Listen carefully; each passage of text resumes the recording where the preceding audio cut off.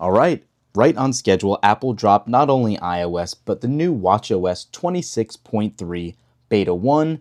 And I have to say, it actually came in a little over 1 gig. And after a quick usage, shockingly, nothing new again. So unfortunately, everything has still remained the same, pretty untouched even from what we had in 26.2. But unfortunately, this is kind of what we've seen recently with watchOS betas. If you guys follow the channel, you know I hate being down on it, but it does just seem like the redheaded stepchild right now. There is still not a lot new currently present in this model. So going right into it, let's take a look at the build number really quick, going into settings, general, and about. And as you can see, this first beta has a build number of 23S5586D. So the D is a little bit more surprising than what I was anticipating here. It is an E build on iOS 26.3, but they are signaling that this is closer to being ready than iOS is. So again, not a surprise maybe necessarily, considering just how limited in new features this has been, but I did just want to call that out. We'll jump back into the watch in a second, but I do just want to show you a couple things that yet again shouldn't be surprising, but still is disappointing nonetheless. And that is still that we have plain old Siri here. Nothing new, no Apple Intelligence, no smarter Siri. That is expected in 26.4 on iOS, which obviously should carry over to watchOS. However, not to have any new features and any Apple Intelligence aspects added to the watch simply because of probably they'll say a limitation of RAM. I'm just still not sold on that, and it is still definitely a little disappointing. No new watch faces are here either. Again, not necessarily a surprise. We do typically get new wallpapers though in iOS 26.3 or the 0.3 betas. So that should be coming at a later date, but no new watch faces are present here and no new options here as well as far as features.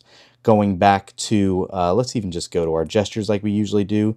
Double tap, still the same old, same old. We are not getting much new here at all, at least on the surface. We might have other silly tiny updates like sleep score changes and the scoring itself. But literally guys, as you can see, we are really stretched so thin at what we are getting in these watchOS updates. It is pretty crazy. So again, there might be something under the UI that we might get on the back end, but guys, there's just nothing really new here, as you can see. It is very disappointing. But having said that, as long as they have fixed battery life, that will be a huge bonus, because battery life on even the RC and the public release of watchOS 26.2, it left a lot to be desired here. And even going back into our settings here and going into battery, it has been terrible, even at battery health being 100% on this brand new Ultra 3. So, a lot to be desired here. Let's just jump around like we normally do, see how everything works. Looks like there's not too much lag here.